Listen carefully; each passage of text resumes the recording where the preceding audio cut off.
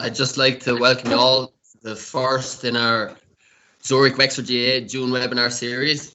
Just a little bit of housekeeping first. Please note that we have the meeting recorded tonight, and please leave your mics off at all stages. All right. The title for tonight's webinar is Speed, Creating an Athletic Culture in the GAA. We feel that speed has become a key component in modern Gaelic games, but yet is underdeveloped at many levels across the GAA. Okay, so we hope tonight to provide some insight and practical methods that we can use going forward to embed speed in the GAA culture.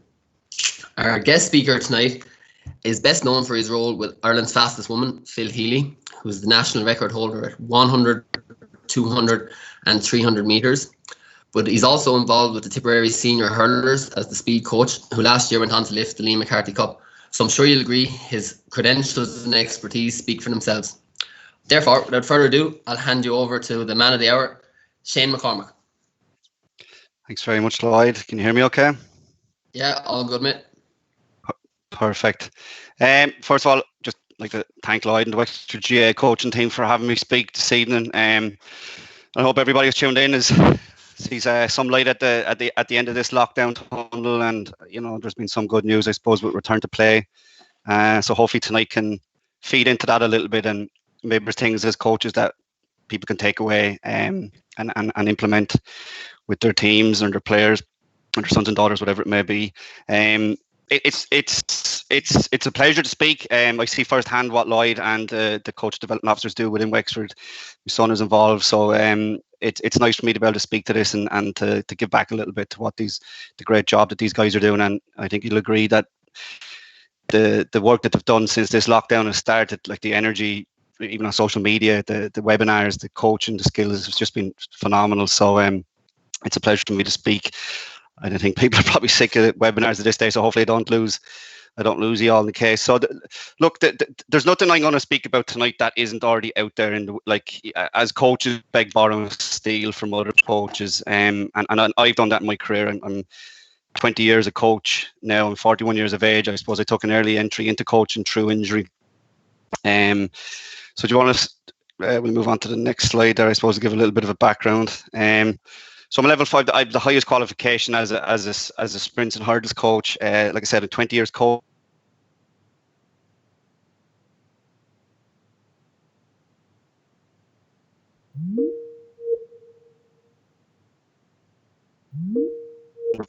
I'm a development officer for WAT. I have, work mainly with athletes, but I do some consultancy work with, all field-based players, and really only stepped into team coaching with my own club Clonard, I suppose, back in 2011-12, and then just last year with Tipperary. And that's just because my focus has been predominantly on athletics. And when coaching somebody like Phil Healy, it is, it takes a lot of time.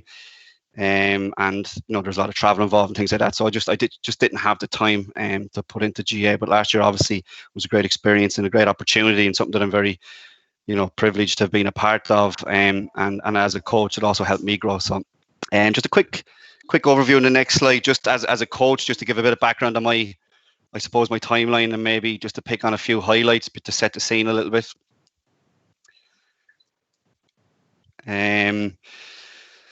So yeah, like I said, look, I won a county junior title in 2011. It mightn't seem like not like a whole lot, but I think everybody agrees your club, and it's a very common theme at the moment, your club comes first, I suppose, and winning a county title is something that we all take pride in. And it was my first attempt at, I suppose, coaching in a team environment, but I came at it completely from a speed oriented view. And I know it's only junior football, but everything that I would have brought into that would have been from a speed. And it was my first exposure to using that, and then I never used it again since. But it was just to me, it just proved that it does work and it can work. On the athletic scene, then I was privileged to coach a guy locally in Wexford called David Hines, won the national 100-meter title in 2013, probably against the odds. That's him, second picture top. His PB was 10:49, which is a phenomenal time for 100 meters. Again, all done locally, and a great learning experience for me as a coach. I'm not saying everything we did along the way was perfect. We made a lot of mistakes, but that's where you learn. Okay. Then obviously we've had a couple of 5 or 6 years with Phil, where again up and down. We've had, she's been 11th in the world indoors, 11th in Europe over 200. She's broken national records, but she's also had just broken her foot last year and things like that. So we've learned a lot of things along the way. Coached a young guy from Wexford called David MacDonald, who another 10:52 runner, fastest one to fast. He joined the dead heat of 2018. Two guys, him and a guy called Aaron Sexton, who's just gone on to Ulster Rugby and Ireland Sevens. You can see that picture, that second one far right at the top. Young guy on the left is David MacDonald, slight frame. The guy right beside him, bulkier, strong guy, is Aaron Sexton. Interesting story there. Two of them ran at the same time. 10:52 went down to the thousands. Time went to Aaron Sexton. But I suppose the story behind it is Aaron was already contracted to go and play for Ulster in his last year of school, and his dad, who was coaching him in athletics, held him back from rugby. But the agreement with Ulster was that he would explore his speed development. He would continue in athletics till he was 18, 19, and then transition fully. So it was just an interesting perspective on, I suppose, letting somebody develop their athletic capacities before they go fully into field sports. And it's something that should be explored a little bit more. And I think this guy ended up running 10.4 last year. So you're going to hear a lot more about him. And again, last year then it was, I suppose through 20 years of coaching, I was probably allowed maybe to step into an environment like Tipperary and be able to add something in a positive manner, and know what would work quickly, low hanging fruit. And that's what I'm going to try and convey a little bit tonight as well, that there's a lot of low hanging fruit when we talk about speed in the GAA. And that's not to say everything I talk about, everything should be speed based. This is only a small part of the picture, okay? But I think it's a part that maybe is neglected. To Lloyd's point, we'll move on a little bit there. Next slide, please. Just a video here.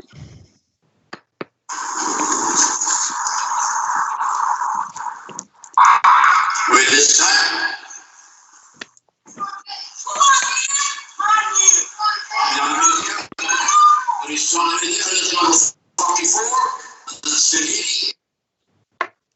Okay, I'm not sure how well that played for people, but my point of this video is that's Phil running a race in Waterford in 2018.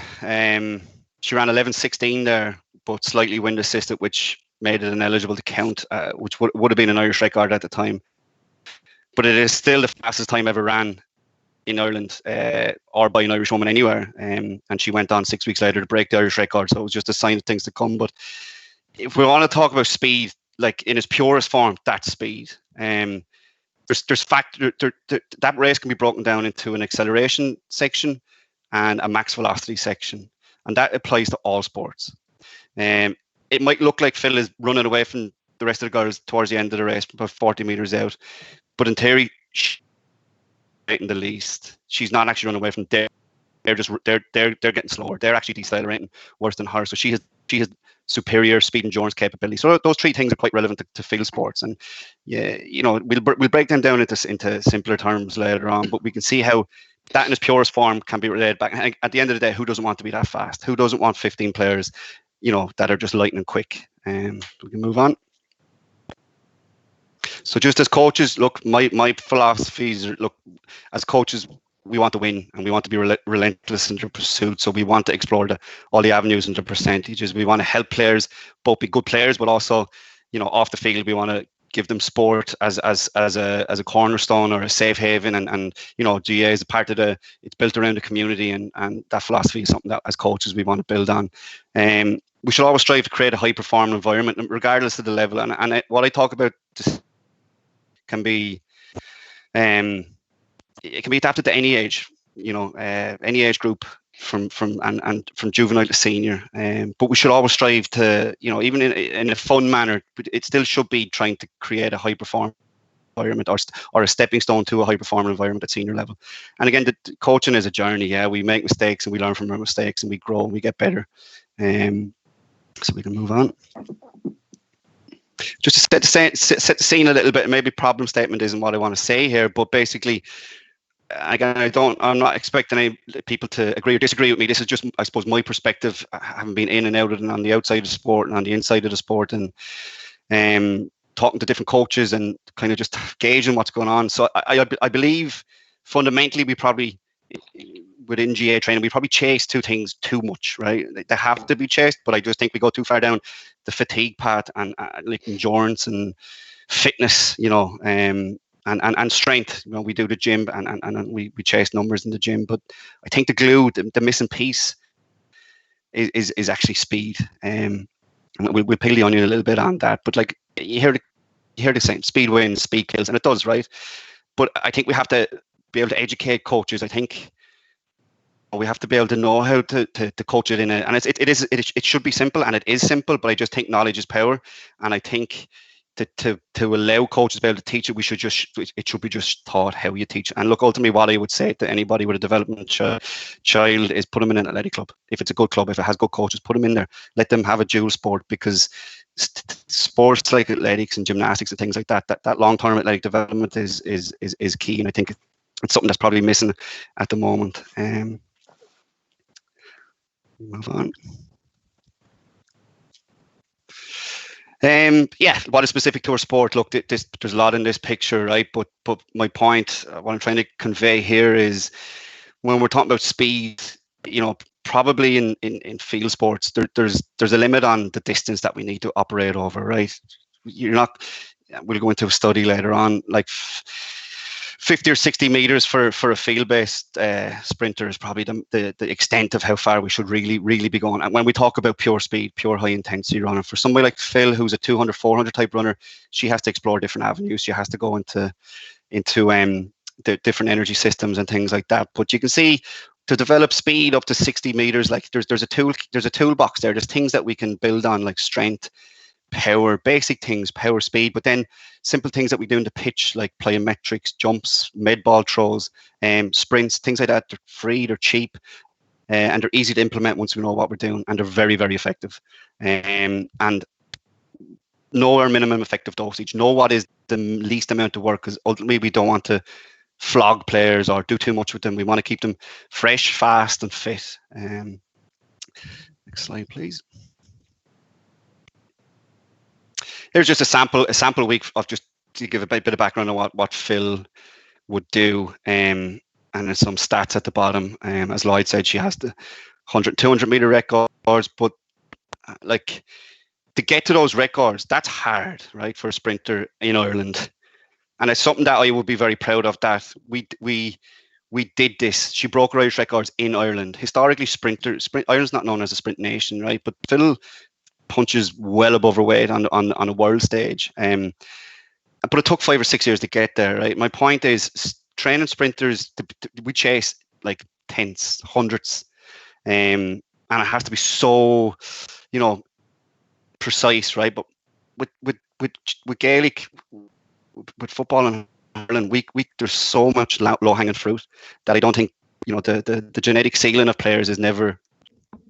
We never go there. We never go as far, and you can get huge bang for your buck. And I'll go into a case study later on to show you, the improvements, and you can make very, very rapid improvements. And it doesn't have to be done with a ton of training. You can microdose it. You can do 15 minutes twice a week, and you just keep doing that every week, and you'd be surprised the return that you would get off of that. So, I think that's a key point, Shane, that at the elite level with athletics, you're looking at tenths and hundredths of seconds, but in the GAA with our levels, at the novice level, as you call it, we can make huge gains really, really quickly if we know what we're doing, and that's hopefully what we're going to get across. Yeah, 100%. And I think it's doing it in a safe manner as well, because I've heard horror stories of teams going out and they're not warmed up, or that they try and we have to do a few sprints, and maybe they're doing it 5 weeks out from championship, which is a common team, and next minute a few lads pull up a hamstrings, and then no more will that team ever go near speed work. So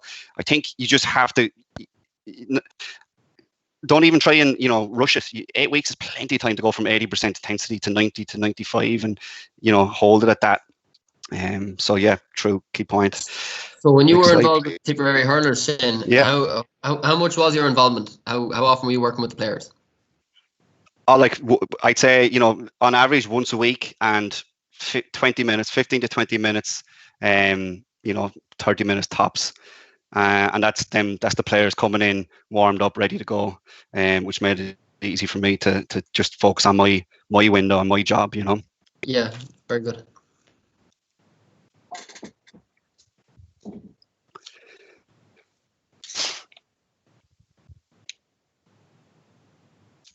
Move on to the next slide there. Thank you. Same foundations, different buildings. We should build all, like, field sports, whether it's GA soccer, whatever, American football. Your starting point, your foundation, obviously, you know, you need to be fit, you need to be supple, you need to be strong, but speed should be the cornerstone. It should be what we build up off and not come at the very end and try and chase it, because speed takes a lot of time to program, to program the body, then get neural adaptations and things like that. So just a comparison, like Phil trains to, you know, to peak and maybe race, like in Berlin 2018 European Championships. She had 5 races over 7 days. Her warm-up can take an hour. Call room could take 40 minutes. So she's potentially 90 minutes from start of warm-up to actually racing, which lasts 11 seconds. Where ultimately, you know, if you're building on speed in the world of the GAA, it's completely different, right? Your speed is nearly used as you know, you're doing a lot of repeat sprintability in GA, but the higher your speed ceiling is, the easier your repeat, you're basically the easier your game is going to be, and we'll go into that a little bit as we go on. I would say, if I was, you know, to like the GA player is probably a 400, 800 meter type athlete. I've got elements of, you know, a lot of aerobic ability as well.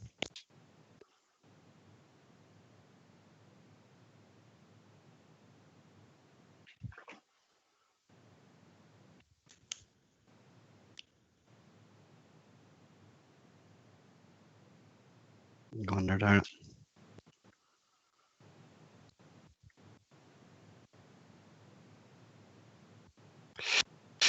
A lot of people may be aware of Damien Young. He he's a lecturer, PhD, in Setanta College. Also works with Tipperary statistics side of things, and he's produced some fantastic papers over the last couple of years, culminating in a PhD last year about the energy demands of elite, I suppose, hurling, and some of the papers he produced out of it.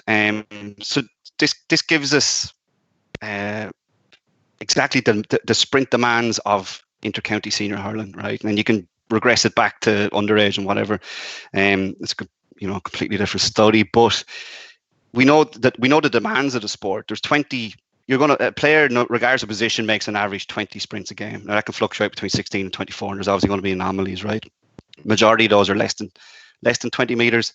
Some of those are over 20 meters. But we know that statistic now. We know there's going to be 20 sprints in a match. If we know players are going to have 20 shots on goal or 20 shots for taking points, we're going to practice that, and we do practice that. But we practice it every session. We put it into match play specific stuff. We do small games, we do big games, we do practice matches, all because we know we're going to get those chances, or we want to develop those chances. So we should be developing, and we should be focusing on that statistic of, you're going to be making 20 sprints. Why would you not want those 20 sprints to be the best that they can be for that player or that position? And we got to practice speed. It's a skill. We can move on to that, please. Stuart McMillan is a track and field coach from England, but he's based in Altus, which some of you may have heard of. It's kind of an elite training academy in America, but he also does a lot of work with like some Manchester City, and he speaks an awful lot about speed and soccer and things like that. And he's fantastic at showing how track and field or athletics is the foundation of all field-based sports. And I've pulled out some snippets of things that he has quoted in the past, but he's a big believer in the amount of hamstring injuries, even in the Premier League, that we see is because of poor mechanics and not enough speed exposure to some of these players. And we'll go into some of the statistics that they're quite actually surprising, to be honest, when you see them on paper, with the amount of soft tissue injuries that maybe sprinting can help avoid. Move on there, please. Yeah, here's an interesting slide. Shane Long just signed another 2-year contract with Southampton. Picture on the left is Shane at the community games, which is brilliant. I suppose, and a lot of kids would grow up competing in community games across a multitude of events, and it's just a fantastic opportunity for kids as to grow up. The guy in the background, the coach, is a guy called Jerry Lyons, who just passed away recently, but he was a stalwart of athletics coaching in Munster. And coach would have spent a lot of time coaching Shane through his juvenile years, and be quite friendly with his son Jeremy, who's also a sprints coach up in Dublin. But he sent me the mass card that Shane sent to his mother, and it was like, obviously he was sending his regards, but best wishes. But the key thing he said was that he had everything to thank Jerry for, through his athletic coaching, that his power and his speed that he had throughout his career, or that he has now, he can put down to athletics, which I thought was very, it was obviously a very nice thing to say, but it was a very, it was a key thing in his career. And if we go on to the next slide, I think I have a couple of images of other field-based players, I suppose, that had a background in athletics as well, which didn't do them any harm. Move on there, Dara, please. So on the left, we have Brona Furlong, who was a very, very talented camogie player at Wexford, won an All-Ireland 2007, but Brona also competed over 400 and 400 metre hurdles for Ireland, with distinction in her career. Gordon Darcy, who would have competed for my own club in Wexford through schools athletics. Then anybody that's of including Love Island, you can see Greg O'Shea on the left, but Greg O'Shea was a very accomplished 100-metre sprinter. To his right, M. Wallace, who in that picture with the medals was also another accomplished sprinter, and went on to have a couple of really good seasons with Meath, and had just kind of come back into the fold, taking a lot of injuries. And you can see a quote there from Eamon that he went back to athletics, his number one sport, to get his body right. And I think that got him back into, I think just before this year happened, I think he got back into a good vein of form. And then at the top, Alison Miller, who's probably one of our best female rugby players of all time. She had another background in athletics, and then went on to excel on the wing for Ireland. I would have done a lot of work with Alison in the last couple of years, just on her speed. She felt she'd lost, so she took a lot of speed from her athletic days into the start of her career. Then as she got hit like 27, 28, felt that she'd regressed. But once she started focusing on it a little bit, it quickly came back. And even, God love her, she had a compound fracture playing against Italy 2 years ago. Horrible injury. Should really have ended her career. But testament to the resilience of her. She asked, she said, "Would you work with me? Help me get me back." She's brilliant to work with. And 8 months later, she lined out for Ireland again in the Six Nations, and she scored 2 or 3 tries in that season. And I would say she nearly even came back probably faster, because she had so much time to go back, and we worked a lot on the basics and the mechanics and her reactivity and things like that. So just an example of a few players that had a background. Look, speed is a skill. There's no point in saying anything else. It has to be practiced. If you're not sprinting in training, how can you expect to sprint in a match? We talk a lot about LTAD with underage kids, but for me, LTAD is for life. We see kids excel up to 18, 19, 20, and I think what happens then is they stop maybe the fundamentals a little bit, and they lose that little bit of natural ability. And I think that's where we need to focus more. I think 16, 17, 18 onwards, I think, is where we have to really, really, push on with say, the fundamentals of speed and acceleration, and like they should be learning through the nursery all the way up, just movement patterns and things like that in a fun environment. We can move on there, Dara. And again, like, I don't want to talk about it changing the culture. I think this is more just of a shift, or just folk putting, like, it sounds cheesy, but putting athletics back in the Gaelic Athletics Association. I think it's something that's, I think if we can build on athleticism, and give it time and develop a plan, educate our coaches, implement it, okay? Effectiveness through adherence. I think if you explain, if players understand and coaches understand, I think it's much easier to implement and then get adoption, get players to actually buy into it. I think that's the biggest thing, is people believe in it and they understand there's a way, why is this happening. And look, it's ultimately for inter-county teams that have GPS units. You can say, look, yeah, you're after getting faster, so that's something that's a little bit more difficult. In a club scene or an underage scene, you don't want to be pushing that too much, but there's ways we can do that and test, and we should test, and we should even tell kids, this is what you're running for, flying 10 meters, and then look at the progress over time, and gives them a little bit of confidence as well. So I think it's more just a shift of a culture than anything else, and I think you have to have a plan. I think you have a plan to get there. You need to know why you're trying to get there, and then over the years just slowly chip away at it. Move on there, please.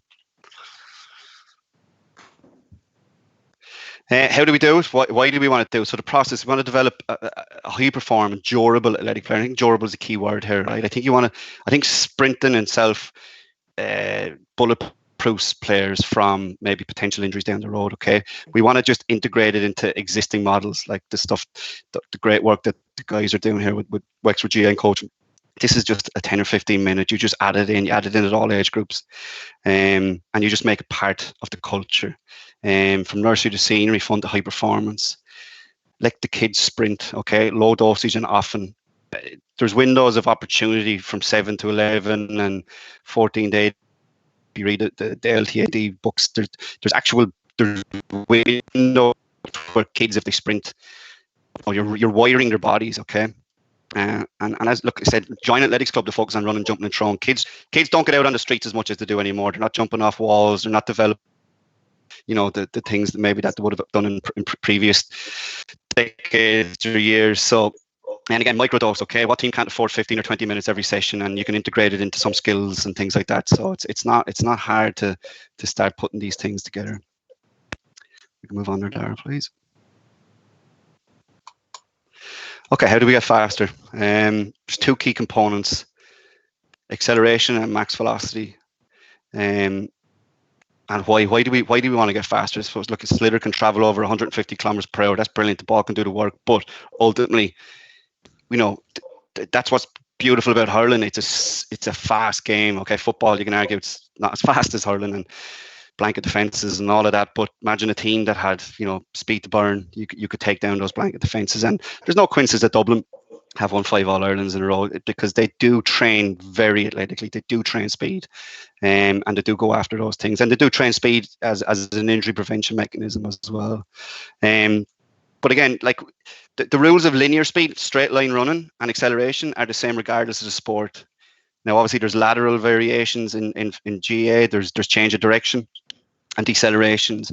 But if you can teach somebody to be faster in a straight line, they'll take that into any line. They'll take that into any angle. They'll take that into any direction. You just have to wire them and raise the ceiling, as I said. And it's not just for the player, it's for the panel. Like a rising tide raises all ships, okay? That's what we want to do ultimately. We want a panel to rise. I can move on.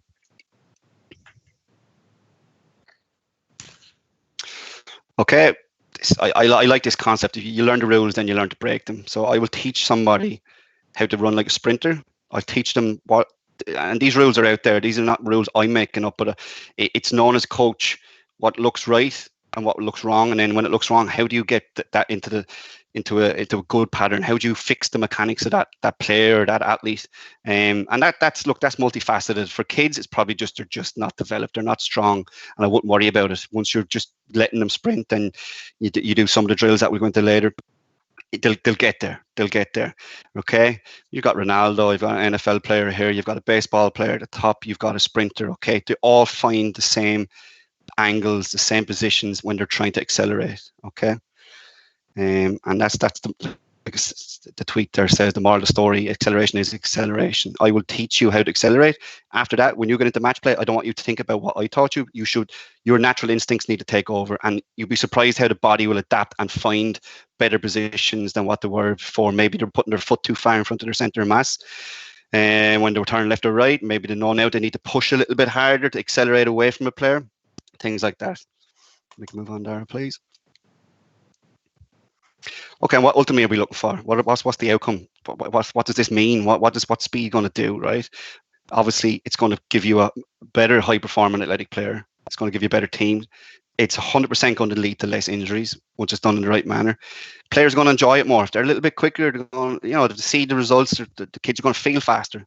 You might get less dropout, okay? If a player, mightn't be the best, most skillful person in the world, but if they get a little bit quicker, that's to serve a purpose in a team or a panel. And it levels the playing field. Like any team can go at this. Any club team can go, do you know what, we're going to do this. We're going to target this, and that levels the playing field. That gives them something maybe that another team doesn't have.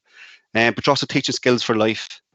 And teach it early so that when you get to 24, 25 and somebody comes in as a speed coach to make it faster, that you're not looking at a fundamentally broken player, that they look good, that they're moving good. And again, it's all about you want to create a high performing environment, okay, based on like development, and ultimately we want to win, yeah. And hurling is a fast sport. Players are already thinking fast. We want to play fast, and I think this is key. Speed and acceleration creates freedom for players to express themselves. If you can't find space, you're going to feel suffocated. Okay, you're going to shift tackles. Okay, you have to be audacious. You have to go after this. You have to want to be able to be quicker than the person that you're playing against. If you can do that, then you're just going to find oceans of space over and over and over again, and everybody can get faster, regardless of where you are at a point in time. Now, everybody can get faster. So they're just two clips. Speed is speed, right? Speed, there's Phil running over blocks in beautiful Abbottstown National Indoor Arena.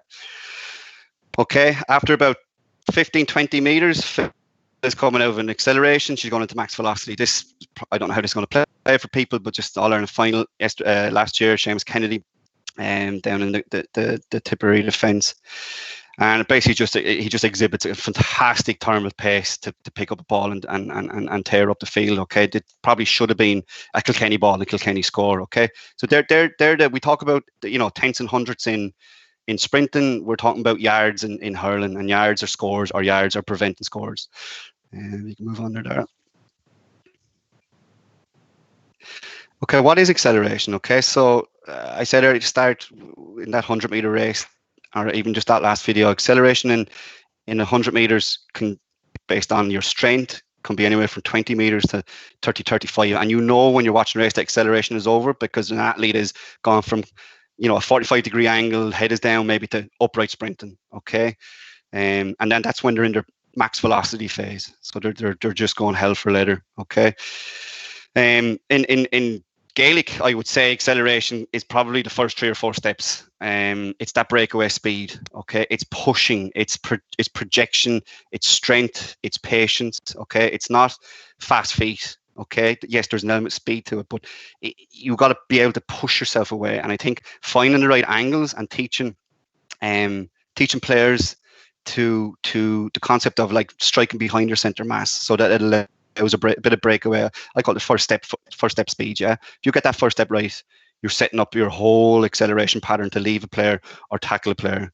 And you see, if I just highlight the angles there, you see David Hines there winning the 2013 National 100-meter champs. That's after, I think it's after about 10 meters. So you can see that he's out, he's gone, he's projecting his hips up, his knee strike is good, he's striking back under his hips. Ronaldo on lockdown. Ronaldo knows. He knows speed day in, day out. He knows what to do. He's running hills outside his house. Okay, 10 or 15 meters. These are brilliant. Short hills are brilliant for developing strength and acceleration capabilities. Okay, puts you in a fantastic accelerating position naturally. What else can we do to train it? Right, just get strong. And with kids, they'll just get strong naturally by just eating their food. But ultimately, you want to, you would hope that we'd be in some sort of a strength and conditioning program as well as they get older. Shane, we just put it up to the group here just to see what sort of knowledge we have in the room. Guys, if you can open the text box, would you put in how you think we could train acceleration? So any ideas what we're doing in training at the moment, or what we think we could do, and then we'll see what comes in, and Shane will go through a couple of practical ways of training acceleration then, please. Will I keep going? Can you see the text box, Shane? I can't. I don't think. Show conversation. Yeah. Cool. So just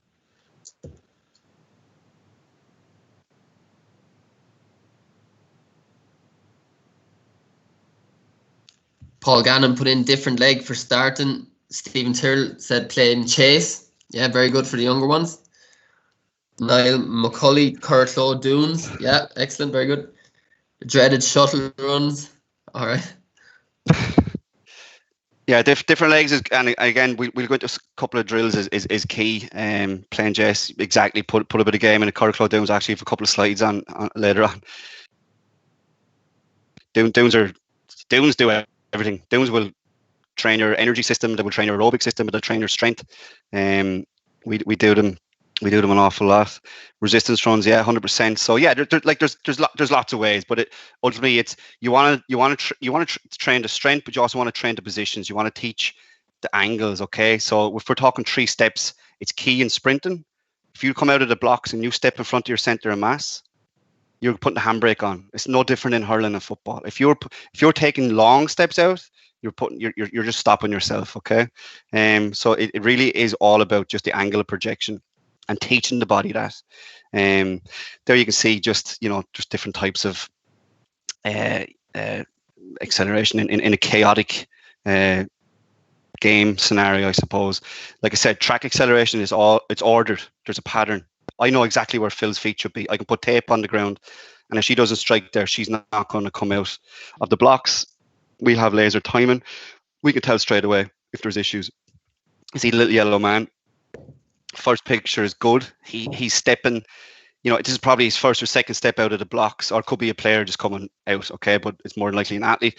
His foot is underneath his hips, his center of mass. The hips is always a good place to watch because that's where the weight of the body rotates around. Okay. Second yellow man. He's stepping sort of in front of his center of mass, which is going to have a braking effect. Now, this sounds like this is nitpicking, okay, and it's way more relevant for track and field sprinting than it is for Gaelic. But like I said, I would teach you this, and then you can go away and you can break that pattern in a chaotic environment. So you need to practice the fundamentals, then throw in chaos. So Paul's comment there about different legs, things like that, is 100%. And you won't get more chaotic than running up a sand dune. So we can move on there, Dara, please. Just an insight into, I suppose, in a sprint environment. Okay, we can put Phil up in the Institute of Sport in Abbottstown, beautiful facility again. We can put her through 30 meters of a thing called opto jump, and it will measure everything from her stride length, her flight time, her contact times. And all I want to kind of get across here is where I've circled the 2 red boxes. So this is 1, 2, 3, 4, 5, 6. This is 3 different runs, and every number is a step. And it's recording her contact time. So you can see in her initial steps, the contact times are 0.16, 0.17, 0.17. And then by the time she gets to 17 and 18, her contact times have reduced drastically to 0.09, 0.09. Now that's the difference between acceleration, max velocity. I can't put it any simpler than that. It's pushing and then it's striking. Okay. And it's no different. If you try and run your first 2 or 3 steps with the contact times that you have in steps 16, 17, and 18, you are not pushing enough force through the ground to actually be effective or be as effective as you would be if you have developed punchy strength power. Okay. And that's something, and just as an aside, okay, what this as well, from an athletics perspective, anybody's interested, these are brilliant stats to have if you suffer an injury, and unfortunately Phil broke a 5th Met last year. But it's brilliant because you then have a comparison when you have a return to play protocol to be able to compare. And obviously, if it's lower limb injury, it becomes even more crucial. And you can see Phil's in an altered or an anti-gravity treadmill with 2 pieces of opto jump that are measuring her contact times. And as she was coming back from that, the contacts got better, and we knew then it was safe to return to sprinting. Couple of drills, real simple stuff. Wall drives gets players and athletes into good 45-degree angles. You can see the straight lines. You're looking for toes up and then striking back, like I said, under the hips and back behind the hips. There's a couple of videos. Not sure how well the videos will play. Like ideally, we'd want to be. Well. They're all right, are they? My dodgy Wi-Fi. We would do practicals and go through a lot of these, but like I said, you get the idea. So we're talking about pushing through the ground, projecting the hips up and out, and being patient. Be patient with your acceleration. Obviously, when you're talking about players and in a game and it's hectic and it's frantic, okay, that's different. Your things are going to take over, okay. Your body will figure out the optimal getaway strategy, say, when you've done a lot of these drills. So you got a wall drive on the left, you got a falling start. That's a real simple one. And like I said, you can put these into games, you can put these into drills, you can put these into warm up. Ideally, you would do these before you go into anything match specific. And because they're good at these drills are good at just activating the body. We can move on to the next. In training, how many reps would you do those for? Like wall drives, 3 sets. You can do them. Let them at it themselves. Do it for 10 seconds. You can do it on a whistle. I find in a team environment, whistles are good. Or give them a count of say 1, and then they have to just switch their legs once, and then you say 1, and then switch again, or then it's 2, and there's double switch. But what you're getting them to feel is that pushing through the ground, that they're pushing their foot back behind their hips, and then that's a good drill to start off with, because then if you're doing now if I was doing 20 minutes with a team, I would do 10 minutes of acceleration, and then I would bleed that into 10 minutes of, this is now simplifying it down, right? But you would start off with acceleration because it's the first thing that you would do anyway, and then you move more into kind of top speed running or things like that. But yeah, you're talking about probably 2 or 3 reps, or if you have a left foot forward drill, make sure you do the opposite foot as well. Okay. Yeah. So anywhere between 2 and 4 reps, and you're not going over 10 meters here. Really, ultimately, you're not going over 10 meters. 5 meters is plenty to start off with, and that's how you would phase it in as well. It's a good question, because you can start off very short with these drills. Like if you have a team and you want to, you're unsure of how to do, you don't know how to do. We'll start off with 5 meters for acceleration work, and do that for 4 weeks, and then say, all right, I'm going to go to 8 meters or 10 meters for another 4 weeks, and then go to 15. Once you get to 15 for acceleration, you're bleeding into kind of top speed running. But that's a handy way of going 5, 10, 15. Knee starts is I find that just for field-based players, it's a very good one, because it's relative. Okay, in a chaotic environment, you're going to end up on the ground. They can be done laterally as well. I have a couple of pictures later of a rugby player doing it, but you basically can't use your hands. You can have a hurl overhead, makes you just engage the core a little bit more, takes your arms out of it, just puts you into uncomfortable positions where you really have to rely on excuse me, the efficiency of your lower limbs to find the right positions. And if you get it wrong, if you take that first step and it's too long, you're going to find yourself in trouble. It's not going to feel comfortable.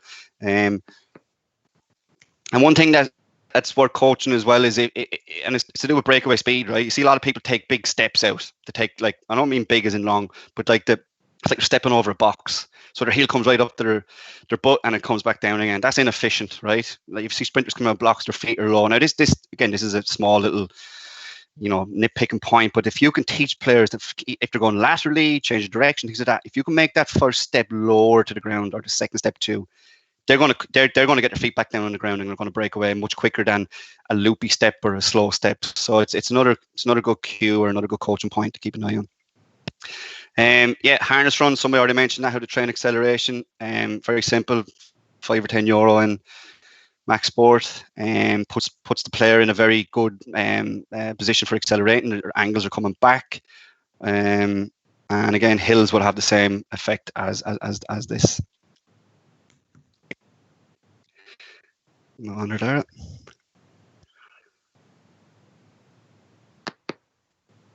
Okay, med balls. Brilliant tool, and can be brought to the field. I think they're hugely underutilized. The only thing is, if you have a big squad, but you can break things into groups. Kids can use them. They're you can start off with 2 kg, 1 kg. There's a ton of drills out there that you can do. Brilliant for developing explosive power. And yeah, I would recommend that people try to research a little bit more, maybe integrate it in. But here's a good drill. You get into a crouch position and you have to push. You have to accelerate out the med ball. Now it's not a drop and go. It's literally a Superman out, and it just teaches players to be more forceful in their acceleration. And then for sprinters, it's like that first step bursting out of the blocks. 3-point. It's called 3-point because you have 2 feet in the ground and one hand. Opposite foot, opposite hand.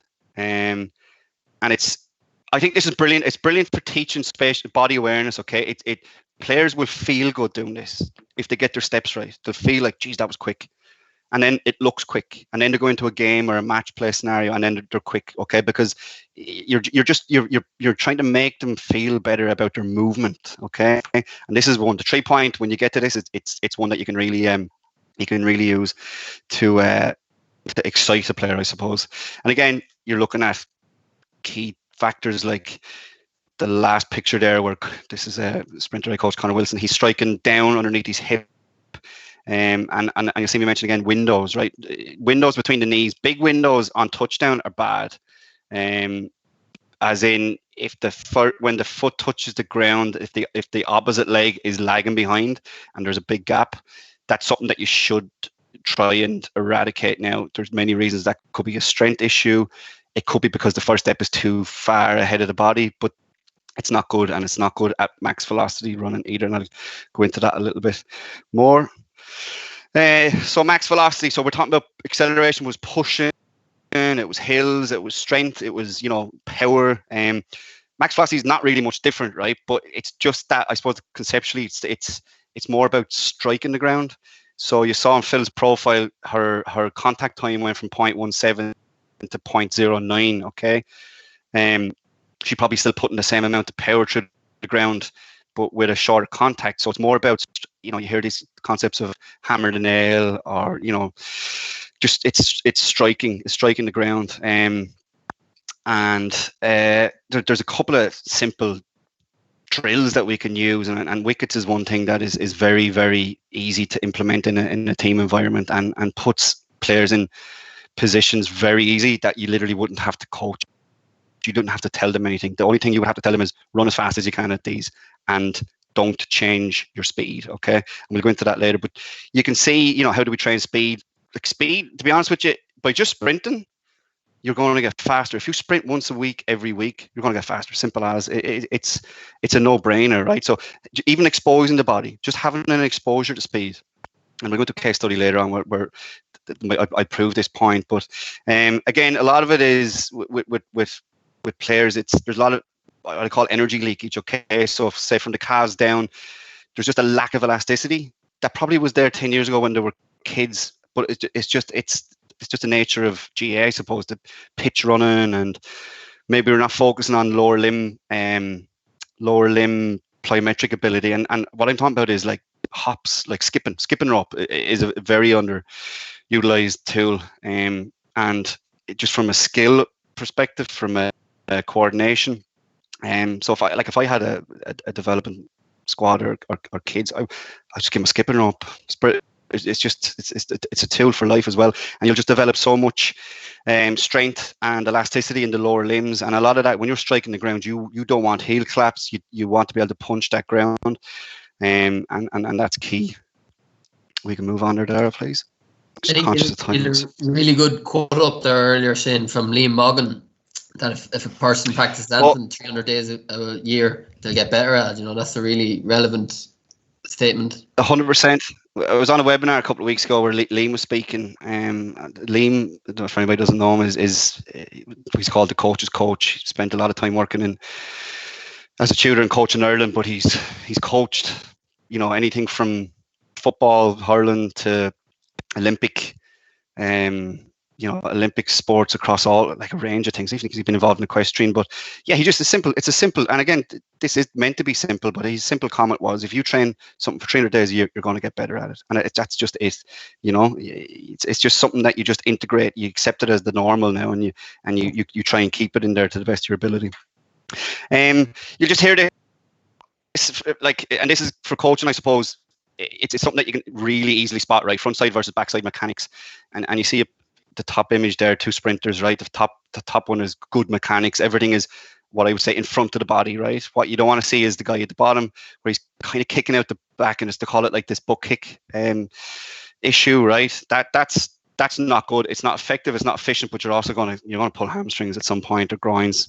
And if you think of the volume of training that GAA players go through these days, like the kilometers covered in matches, kilometers covered in in training, the more you run with bad mechanics at any pace, like, and it's no wonder that, you know, players' longevity in the sport is probably a focal point at the moment, you know. And again, a lot of it can be traced back to just poor mechanics.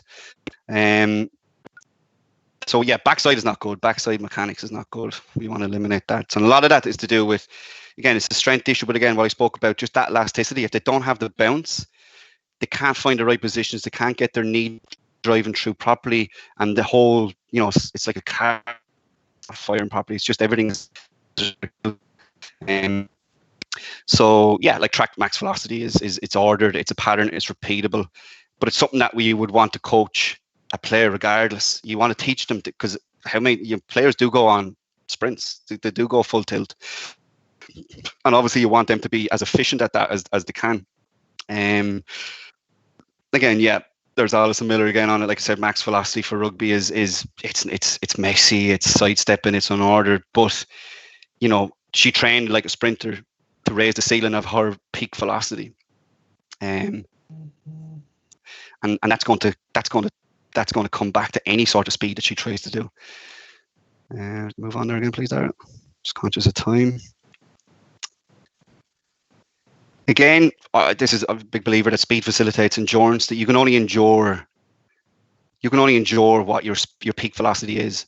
So if player A, let's, and again, when we talk about GPS, I don't really like talking about it, but it's the only way we can quantify what's happening in GAA, I suppose, at the moment with regards to speed, right?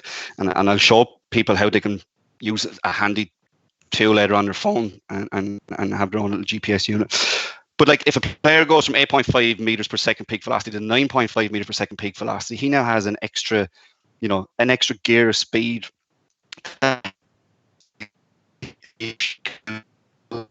in a game, so he can now be more efficient with his speed and his energy, right? So his speed has facilitated an increase in, I suppose, his what he can endure for a game, and that's going to play dividends in the last 15 minutes, the last quarter of a game.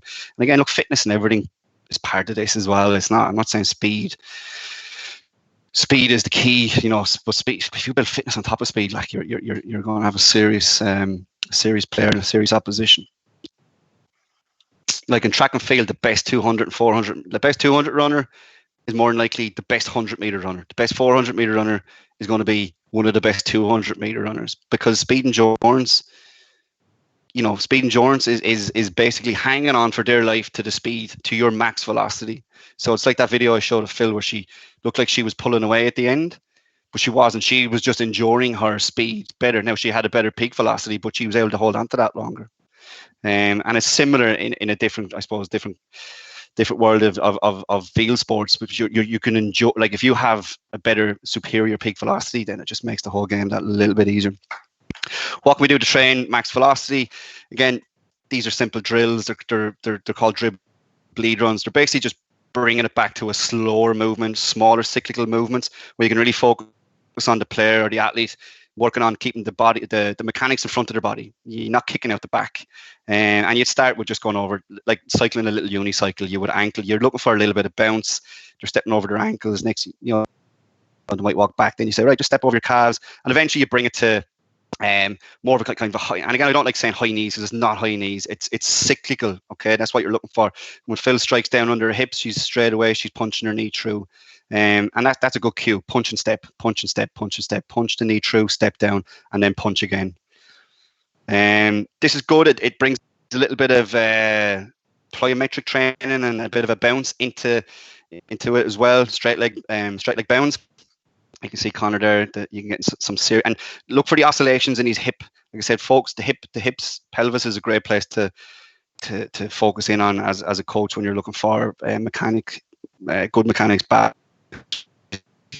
Fantastic hip height when he's bounding, and that's what you want to see in sprinting as well, because if a sprinter is striking the ground efficiently, you're going to see their hips bounce, and that's that air time. And this is a key concept. It's that power, it's that punch that oscillates the hip up. That gives a player or a sprinter the ability and the time to bring their next leg through efficiently. Okay, it's the flat-footed, it's the dead legs.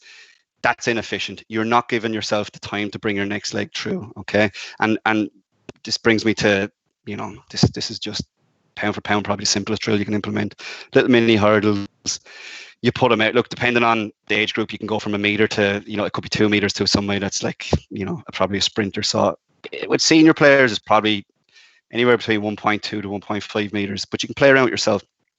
It just forces good mechanics. It's important to point out, Shane, at this point, you know, these drills and activities are not just for elite athletes. You know, you've been down with the balls underage set up and done a couple of sessions with us, and the kids have loved it, you know, so it works the whole way up from the youngest age groups right to the top intercounty elite athletes. 100%, and I wouldn't change how I coach, like, age group to senior. I wouldn't. I obviously add in a bit of fun and games, and, you know, with kids, you can do, like somebody mentioned there, shut runs, bring in a bat and bring in a ball, bring in a hurl. One thing I will say is if you are working, I suppose, on pure speed, and you want to tap into, you know, a higher velocity, I my personal opinion is put the football, hurl and ball down, and let the player feel speed that they haven't felt before. Okay, I think with a hurl in the hand, or if you're trying to solo dribble, you know, it just takes away a little bit from the mechanics, you know, because ultimately what you're trying to do is just raise the bar a little bit on their own max velocity, and then you can do all you want with drills and match play and things like that. But I think you just need to put it down, and you can do all your drills. You can do in a different segment or a different session. You can focus on speed with the hurler ball, and that's just a key point for me. And again, just the difference that you'll see, back to your point, Lloyd, like you if we all go out here today and there's an app called Dartfish, you can just video like this from the side, and you can slow it down and you can fast forward, you can start looking for shapes and angles and things like that. With kids, you're not going to see perfection at all. With seniors, you're not going to see perfection either, right? But if you see it with seniors, that's a problem. Okay, it's something you want to fix. Kids are growing, right? Their tendons and their ligaments haven't fully developed yet. They're not strong. They're going to lean from the hips. This is my son Jack. He's 11, 12. He's calling it my little baby giraffe. Okay, there's windows, there's energy leakage, and that's fine. And again, this and I don't even. People think now I'm probably flogging him with speed, but I'm not. Like, this is probably the second or third time we shared I've gone on the sprint.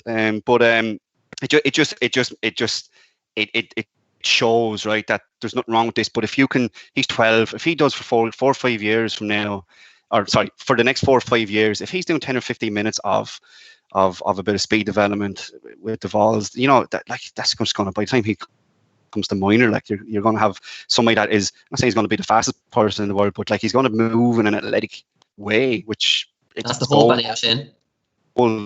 Okay, that's the hope. Yeah. Well, you're there now, Lloyd, so no pressure. Just actually, Darry, if you can go back, just go back to that slide, just to show just the key differences. Like when in Phil on the left, you can see on her stance leg in the top picture, her left leg is already pulling through. So this is back to what I'm saying. She's striking the ground in a manner. This is grass now. Granted, it's hard grass, but she's getting a bounce so that she's pulling her swing leg through. Okay, she's finding the right position. Second picture, she's ready to strike down again. She's ready to hammer the nail. She's ready to step down. She steps down straight away. The right leg is pulling through. So you can see the timing of it. And again, that's something that you can just, like, wickets is brilliant, because wickets will just train that. Take them away from the wickets. You do 20 or 30 meter sprints.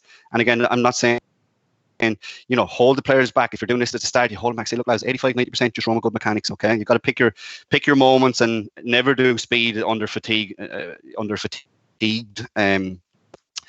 environment. You know, it's just, you're just asking for trouble. You know, Shane, just okay. For the audience there, guys, I'm conscious of time. As Shane goes through the last few slides, If anyone has any questions, just throw them up into the text box, and we'll get to them as we go. Is that all right? So yeah, look, I've just pulled these 2018 Premiership top 6 injuries by type. A lot of soft tissue injuries. Okay, 150 in that season.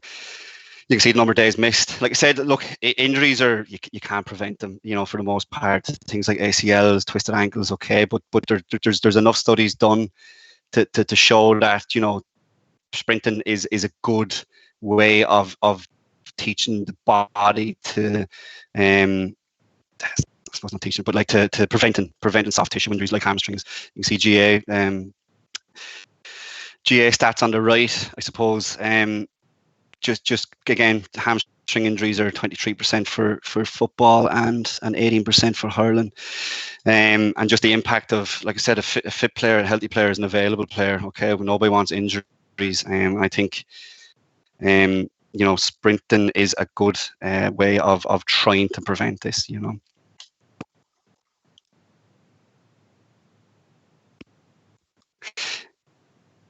That pretty much just says what I said, but it just goes into a little bit of, there's maybe a little bit of a fear or an unknown from a coaching perspective of how to maybe implement sprinting correctly and in a safe manner. And like I said, it's not rocket science. It should be simple and it should be integrated. But I suppose there's a fear and apprehension, and if you do it and somebody gets hurt, then I think it's hard to get rid of that sort of thought that maybe it's not the way to go about it. So like I said, you can do all the Nordics, you can do all the strengthening that you can in the gym, but you will never replicate the of sprinting at peak velocity. You without sprinting, you can't. You might get close to it, and don't get me wrong, you need to strengthen, you need the gym. That's not what I'm saying at all, but sprinting really is the vaccine for soft tissue injuries. Again, just this I suppose just to visualize, I suppose speed training versus match day. Like obviously different positions don't some players don't get to go for sprints and matches. But if we train speed in a session, obviously we're raising that bar, we're raising that, the tide raises all ships, and we're giving players, I suppose, new stimulus and a new peak velocity that they can bring back into matches and then use as they see fit. Like I said, like Damien Young has done fantastic research on all this, and there's a lot of papers that he's produced out there on the speed and sprint demands of hurling and things like that. So I would highly recommend looking at those. How to integrate in the short term. Look at it. I'm going to fly through this because I'm conscious of time. Like I said, it can be microdose. This can be 15 or 20 minutes. It could be once or twice a week. Build it into warm-ups post warm-ups. Start off slowly, like percentage-wise. Look at mechanics. Get buy-in from teams. Get buy-ins from management. Tell them and explain to them how it's going to make a difference. Because through adherence, through buy-in and adoption, you get adherence, and through adherence, you get improvements. Okay. Like I said, one difference between like sprinters, they could do a 60-meter sprint and they'll take 6 minutes. Like a rule of thumb is you take 1 minute recovery for every 10 meters you sprint. Okay, that doesn't work in a GA environment. Or players, it's ingrained in them to feel the need to work. Okay, to be always working. So you need to fill in recovery gaps, and that's where you just need to get a little bit creative with maybe just making it part of a drill that's not too intense, or put in some more dynamic drill warm-up drills, or a little bit more mobility, or a hand passing drill, or something like that. It's something that you're if you're doing 6 30-meter sprints, that you might have to just fill in 3 or 4 minutes in between those for active recovery. And again, this is low-hanging fruit, you know what I mean? So it really, I'm working 4-week blocks. I would say figure it out, go basic, and then progress as you go along. Just real brief case study. A friend of mine, Emma Gallivan, is a physio with Connacht Rugby. She's physio for Tommy Barr as well, 400-meter hurdler, fourth in the Olympics in Rio, and also has been physio for Phil. So she gets athletics, she gets rugby. She's fantastic. She's phenomenal physio. She was working with this with Colin, academy rugby player with Connacht, who I think had a history of just unfortunate injuries and was just coming off the back of an Achilles rupture, but was in a good place. This was just before lockdown, maybe around February, March, and they travelled down to spend the weekend at Waterford and Wexford, and she just wanted to throw a pair of eyes on him. His speed for a winger probably wasn't where he wanted it to be. It was in the 8 points, whatever, and so we had a look at him. Okay. What did we do? We did 4, 5, 10-meter excels from different positions. He ran through the wickets that I just spoke about a couple of times, and we did 3 fly runs. Fly runs are basically, I gave him 25-meter to accelerate. for somebody at his level, he felt like it was optimal distance to be as fast as he can for then a 10-meter segment. And I'll go into that a little bit more. Okay, but that's what he needed. Developing players, you could probably go back to 10 meters. So we did some acceleration analysis, and straight away he was moving right. If you were to nitpick, you'd say he maybe rotated a little bit from shoulders, but he was finding very good positions. His windows were minimal. His angles back were very good. I've highlighted that in red. And you know, everything looked pretty smooth from an acceleration perspective. Okay, we move on. We had just looking at his centre mass, where his feet are landing, things like that. We have a couple of questions here, Shane. Okay, yeah. Declan Ward is wondering, if I'm training primary school children, what would be the best way to get them to improve their speed? I would say the go at the wickets, go at letting them sprint. Like I said, you don't want to be analysing too much. I think if you know the difference between, if you see them kicking out the back, you slow them down. You get them doing, bring it back to the dribble, the bleed runs, the dribbles, the ankling, slow it down for them. Get them thinking about everything in front of their body, stepping under the hips. But for kids, you just let them sprint, to be honest with you, and try as best you can not to overcomplicate it. If they're kicking their heels up around their butt, just tell them, look, try and punch your knee through. By punching your knee through, pulls your foot in under in a better manner. As I said, no studs to Jesus. Okay, if studs to Jesus are bad, you got to get the studs. There's another got to get the studs down. Here. How many sprints per session and what distance? He wants to know. If you're doing acceleration over 5-10 meters, give yourself 10 minutes. I wouldn't go like, you're probably talking about 12 accelerations, and that's not speed, right? That's more about pushing angles, strength. Okay, so it's more of a warm up, man. Like 4 sprints, if depends on the distance you're going, but like if I was doing something like this, what I did with Colin, where we did that 10-meter fly, so it was 10-meter fly with 25-meter excel, that's 45 meters. We did 3 of those, but he'd done 3 wickets, so that was 6 sprints. So there's a lot you're adding in volume that you don't realize you're adding in. So to me, your minimum effective dose is less is more, and build over time. Okay, we've got Cathal Summers is looking to know. Oh, sorry, just moved there. Is doing practicing 150 meter sprints a benefit to GAA players, or should we concentrate on 10 to 60 meter runs? I'd break that 150 into smaller segments and do it as turnabouts. So like go, start off with 30-meter turnabouts. So you would do 5 or 6 of those off minimal recovery, because you're putting in 5 or 6 elements of acceleration and better quality running. I would say. So basically, yeah, you would just have cones 30 meters apart, line up, you run your 30 meters, but you can get them focusing on stuff that you've already done, maybe with acceleration drills, things like that, first foot angles, things like that, and basically just sprinting 30 meters, take 10 or 15 seconds to sprint back. So it's more relative to the specific demands of the sport. Okay. I'm not saying don't run 150 meters. There's a place for everything, and some sessions you can go 300 meters, but that maybe is more. It's not that there's a different energy, but maybe you're doing something. Maybe you're going to the well. Maybe it's more for a little bit of mental toughness and things like that. But if it was me and I had I wouldn't. I would just break it up. So you're still covering the 150, but you're just getting a little bit more sport specific. Yeah, cool. Niall McCulley wants to know, what would be the best fundamental movements for 7 to 9 age? I think things like just again, teach them how to skip, hop, jumps, put them into an athletic club if there is one nearby, because they do, like, the athletic clubs just cover all of the sports and run and jump and throw and things like that.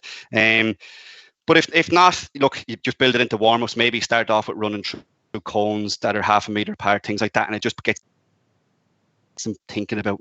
You don't want kids to think too much, but it just gets them putting into maybe the right movements and things like that. But like really hand on heart, I would put them into an athletic club, just because they cater for that, and naturally they will develop very good athletic skills. Cool. We've got Mick Arthurs from the Vols here is wanting to know, is there any breathing dimension during and after sprints recovery?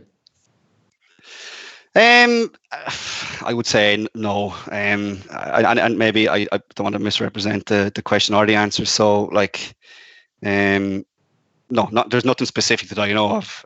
It's you just get your breath back, you walk back. You know, like I said, if you're taking a minute per 10 meters of sprinting, you know, you should be recovering. Like, look, you can use heart rates and things like that, but you know, ultimately that's kind of a good rule of thumb, you know. And for GA, you know, filling that recovery time, we can probably put in some sort of skill development or something to work on for the 2 minutes or 3 minutes that they're resting, could we? Yeah, exactly, 100%. All right. Carl Summers is wanting to know: is there a benefit in sprinting downhill to increase speed, or is it false hope? He wants to know. No, I would say it's false hope, but it's a dangerous hope. Like you would want to be, you know, biomechanically very efficient, and you know, it's definitely what I would say. If the wind is blowing, use the wind. That's probably the best way for overspeed. And we live in Ireland, so there's always plenty of wind. It's just safer. It's just downhill puts you into a little bit into positions that your body is not used to. And I personally wouldn't recommend it. I wouldn't do that even with you know, somebody like Phil. It's just risk and reward. Okay. Martin Brown wants to know: is there any website with these drills? In response to that, Martin, we'll send out this presentation to everybody who's on the call, so everyone will be able to take them from this. That's all right.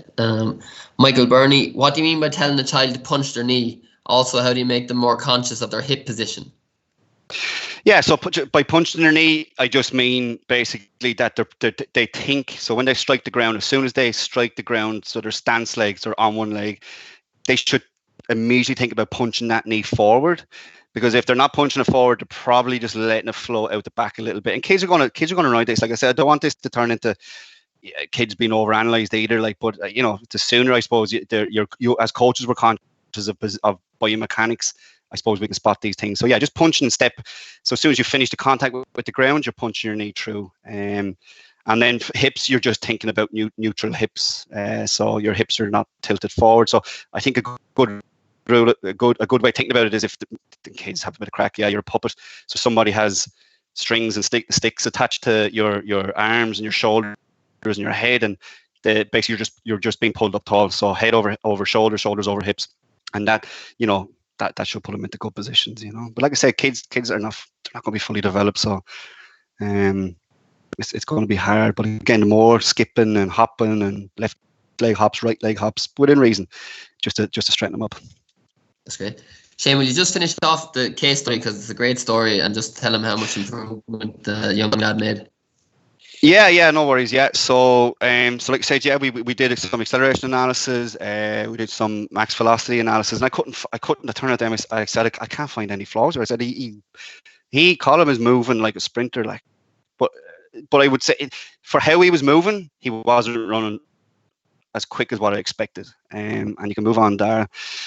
But like from a return to play protocol, obviously coronavirus had different plans for everybody, but from return to play, he was ready, as in there was no asymmetry, no differences in his left and right, that I could tell, and Emma couldn't either, as his physio.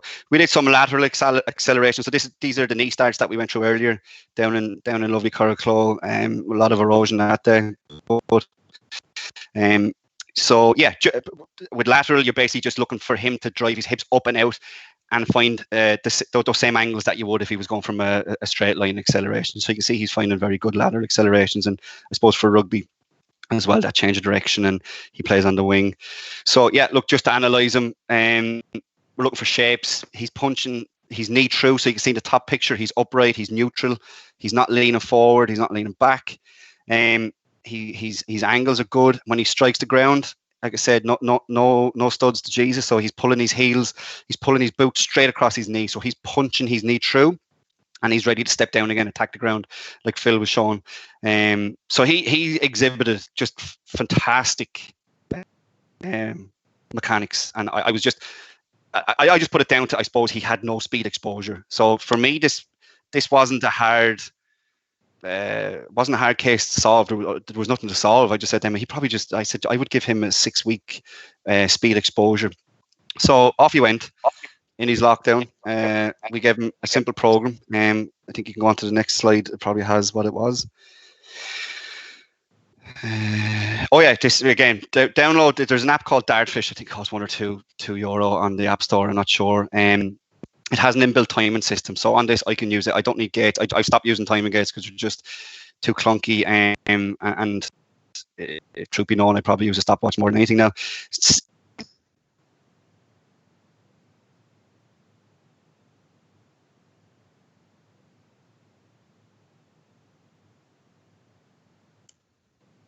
That's how given per second, or like so. This out, I can roughly figure out where he stops. So he ran 1.23 seconds for a flying 10.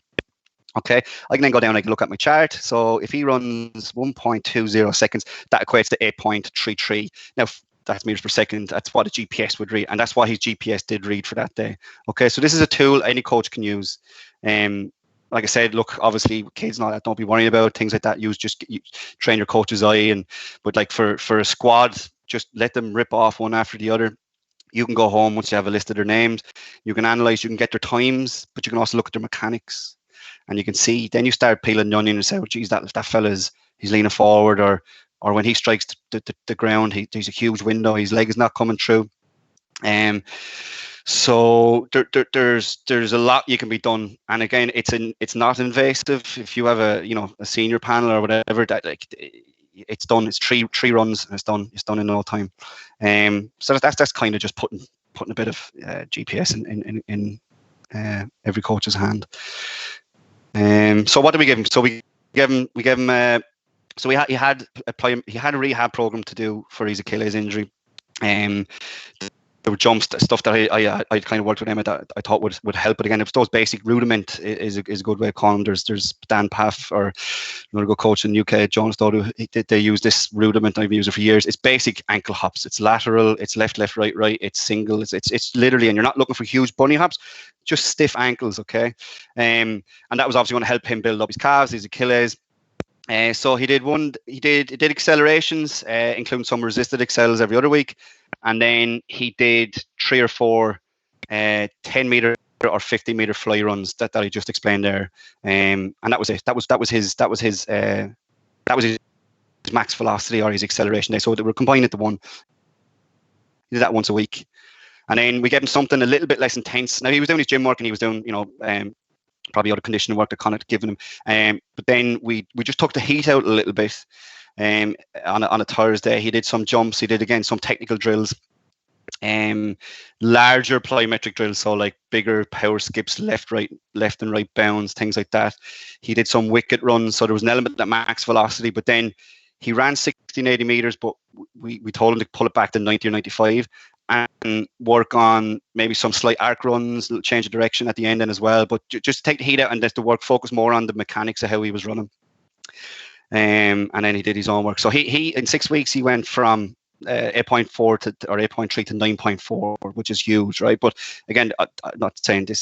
This is, we didn't do anything magic with him. We just exposed him to 6 weeks of speed work in a controlled manner, okay, in lockdown. When he was on his own, okay, obviously he was feeding, the GPS was getting fed back, but now he's consistently running 9.3s, 9.4s, and he's ready to move from the academy, I suppose, into the senior squad where he should be by now, but through injury he probably isn't there, and that's a huge increase.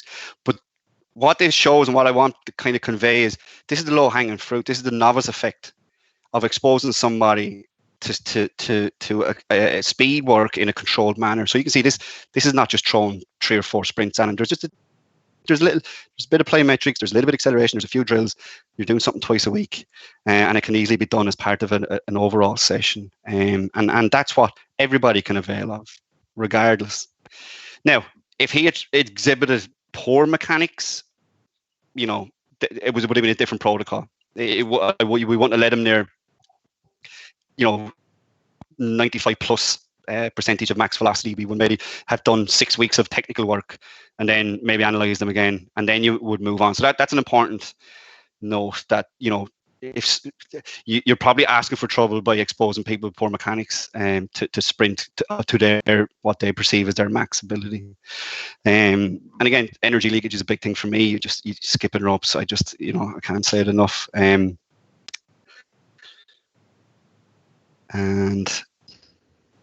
just a couple of videos there. I think we can just play left or right.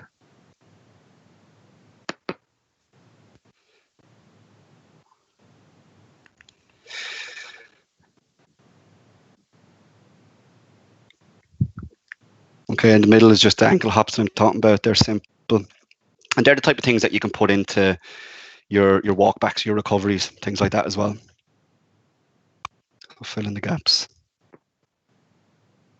And this is the picture on the right is so this, you saw the earlier picture, Phil, in a anti-gravity treadmill. This is Phil warming up for the final of the World University Games, which was our aim to win that year. This was last year, 2019. Was primed, had opened up with the European lead in 8 degrees in Athlone in April or May. Broke our 5th mate on a training camp in Malta. Obviously devastated, and we figured out a plan. And like I said, a lot of the data that we built up and a lot of training, and we cross-trained, and boy did we cross-train. We went to the well, we went to dark places because, look, we had to train something, and I think training energy systems is a good opportunity when people are injured. But thankfully, she made it back. She came 6th in the final, so she ran the same time through the heat semis and final. And while it won't stand out for as the best result, I suppose, that she's ever done, it probably is the best result, taking everything into consideration. She uses skipping rope, something we threw in 2 years ago, and she was back skipping here for a major final. So that was fantastic. And it was something. It was a good tool to bring her back quickly as well, just to get that little bit of that bounce and that hop back in. I think that's it.